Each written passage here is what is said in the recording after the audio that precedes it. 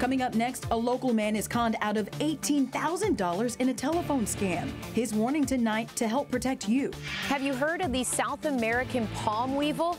It's attacking more and more trees in San Diego. I'm Shanna Handy with those details coming up. And there's talk tonight of the giant panda returning right here to the San Diego Zoo. We'll tell you what world leaders are saying. It's always nice to feel welcome when you walk in a store, which is why I would like you to meet these lovely ladies called the Nelson Girls. Plus, San Diego's Public Utilities Department gets an award it didn't want to win. CBS 8 News Live at 6 starts right now. La Jolla man is sharing a warning tonight after getting conned out of $18,000 in a telephone scam.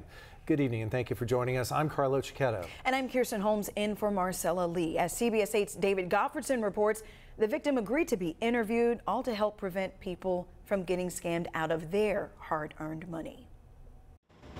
The first thing I saw on my phone was U.S. Bank customer service. Somehow, the scammers knew Mark Del Muro's cell phone number and that he was a customer at U.S. Bank. A man called him saying he was investigating unusual transactions on Mark's account. Did you make a purchase at Kroger? Did you make a purchase with Apple? Did you make this purchase with Walmart? Mark became worried because he had not made those purchases, and the man told him they were going to have to shut down Mark's bank account. The initial panic of like, hey, somebody's in our bank account. And the first thing you want to do is like, oh my God, I got to stop it. Got to stop it. The scammer said U.S. Bank would text Mark a code, and he needed to repeat the code back to verify his identity. The texts were actually going to my wife's phone, and I'm asking for the codes, which in hindsight, you know, were basically codes to allow him to change my password. The con man used the code to change Mark's password on the bank website and then wired $18,000 to a Chase bank account in New Jersey. An hour later, Mark called U.S. Bank, but it was too late. They did an investigation and they just said that, well, looks like you went ahead and gave that passcode and thus you have authorized that person to take the money from your account and wire it to another account. U.S. Bank told Mark there was nothing they could do. 99.9% of our victims, once the money is gone, there's nothing that we could do to get it back. Scott Perello is a deputy district attorney in the San Diego DA's Elder Abuse Unit. But it's not just the elderly who are getting scammed. This is happening to very intelligent people, college professors, engineers, former law enforcement. It's happening to everyone across the entire spectrum. He says it's a common tactic to scare the victim. The scammers are trying to instill fear and urgency so that the person being scammed doesn't have time to rationally reflect on what's happening. The best advice, slow down and verify before you take any action. If you get a call from anybody, just hang up and then call that business or call that bank and just make sure that, hey, is this legit? Now, U.S. Bank emailed me a statement saying the bank will never call a client and ask for login information or a verification code. If in doubt, hang up and call the bank directly. U.S. Bank also told me they would take another look at Mark's claim and see what they can do to help. In La Jolla, David Gottfredson, CBS 8.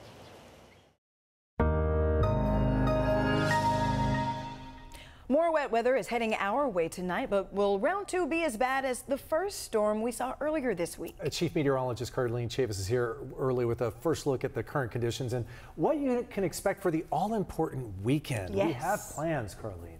Oh, I'm sorry. If they depend on you. Oh my, that's a lot of weight. That's a lot of weight on my shoulders. You. If I come back here Monday and I'm grumpy, I'll know why. My goodness. That's a lot of responsibility, Carlene. Well, then have a plan because we got some rain that's going to be rolling through. You're talking light to moderate rainfall through about Saturday. Now, when we take a look at our current satellite radar, we are seeing some of that moisture moving in for Imperial Beach. You're seeing it for downtown. We also just had a cell that moved over us here in Kearney Mesa, so some rainfall is in the works for this weekend. We'll see more activity as we go into about 9:30. You're seeing that near Pine Valley as as well as for Santee and across the desert, where we will continue to have some scattered light to moderate rainfall around 12:30 in the morning. And then we get a surge for North County, even seeing some of those more moderate pockets around 7 in the morning. That's stretching all the way towards downtown. Seeing that around 9 o'clock tomorrow morning, and we'll continue to just see activity developing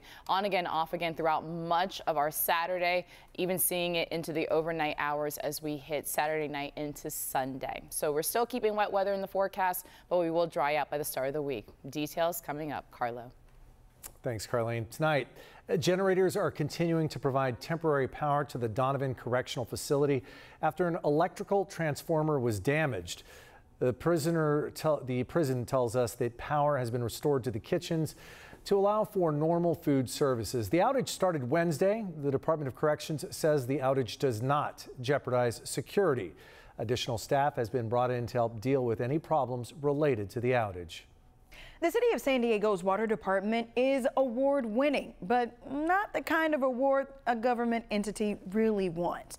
We talked to the San Diego County Taxpayers Association about their Golden Watchdog and their Golden Fleece Awards. Take a look. For 27 years, we recognize what I like to call the good, the bad, the ugly in government spending. Henny Hong is the president and CEO of the San Diego Taxpayers Association. Thursday night, they recognized and chided the best and the worst in San Diego County when it comes to your tax dollars. The winners, who get the Golden Watchdog Award, included the Urban Street Angels. They work on youth homelessness, and they do that with some support from the City of San Diego and the County of San Diego. We wanted to make sure that we acknowledged them. And the Helix Water District. And they ended up saving their ratepayers $6 million on this project. The losers, or winners, of the Golden Fleece Award for Needs Improvement, San Diego's Public Utilities Department for all of those missing, late, and outrageously expensive water bills that CBS 8 has been reporting on for months. The leaders at the city accepted the award and then also started to talk through what are the things that they're going to do to make this place work better. Juan Guerrero, the director of public utilities, even issued this apology on CBS 8. I want to apologize to our customers who haven't received any notification before their bills were held. The city of San Diego is now overhauling its water meter reading program with wireless smart readers. Customers will be able to track their water usage in nearly real time, an issue that was covered extensively as we went to work for you when viewers alerted us to their water bill woes. Hong says they are holding San Diego's leadership accountable. We call things out, and it's not to do it in a mean way. In fact, we do it kind of a funny way, but we do this so that it gives folks and our leaders in the community opportunity to really talk about and think through what they're going to do to make things better for you and me. And they're not alone in their work, thanks to CBS 8. I'd like to think of us as partners, actually. You all are watchdogs, we're watchdogs, right? And we're holding power accountable. One thing you may be grateful for if you're heading out on a Thanksgiving road trip this weekend, cheaper gas. Yeah, the average for a gallon of regular unleaded in San Diego County dropped nearly 2 cents today to $5.16. That's more than 8 cents less than a week ago and more than 59 cents lower than a month ago. The Automobile Club says you can expect to pay 30 to 40 cents per gallon less than you did this time last year if you're out on the road.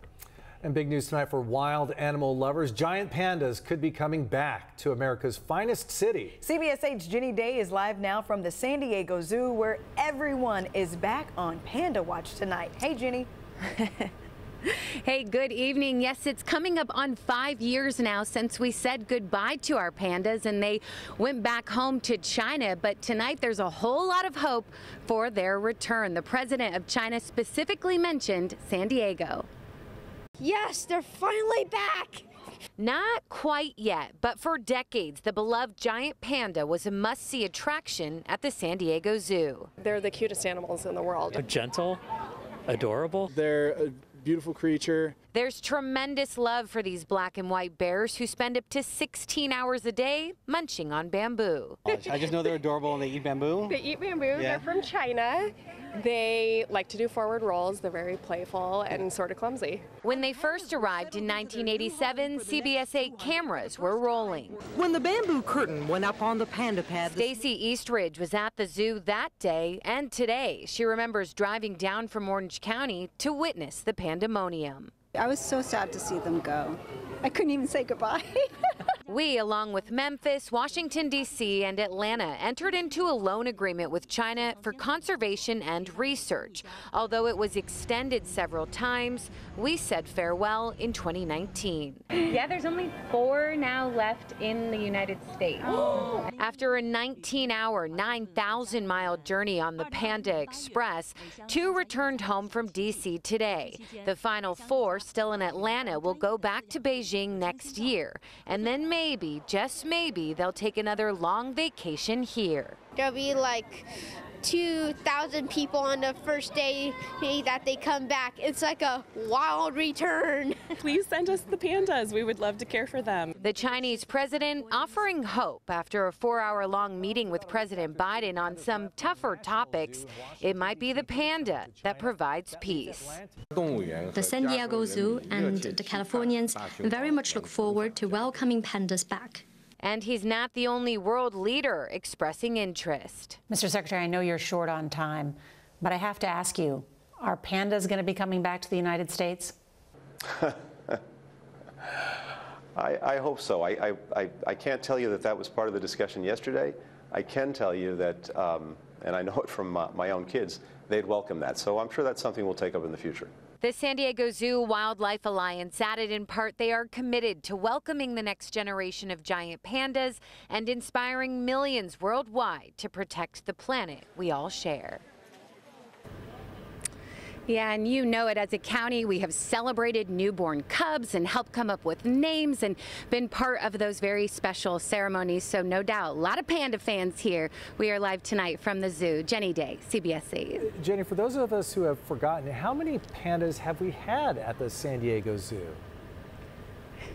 Yes, so over the last couple of decades, we have had 9 pandas total, and you'll definitely be the first to know when it is official. We're on Panda Watch.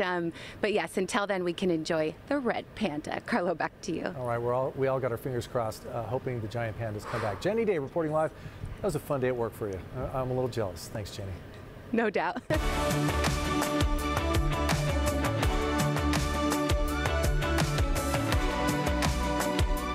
Today marks the start of the Susan G. Gomen 3-day all to raise money to battle breast cancer. The CBS 8 is once again the proud media sponsor. A sea of pink started the 60-mile journey at the Del Mar Fairgrounds early this morning. Many of the walkers this weekend are breast cancer survivors, along with family members, even doctors. I have a patient that unfortunately did not make it, and I'm walking for her in particular. We will bring you updates on CBS 8 throughout the weekend, and our team will be there as walkers finish their journey, ending at Waterfront Park Saturday. Still ahead tonight, the culprit behind dozens of palm trees dying in Del Mar. Plus, are Walmart self-checkouts really asking you for a tip? We verify. And up next, new developments in a school book ban battle in the Inland Empire.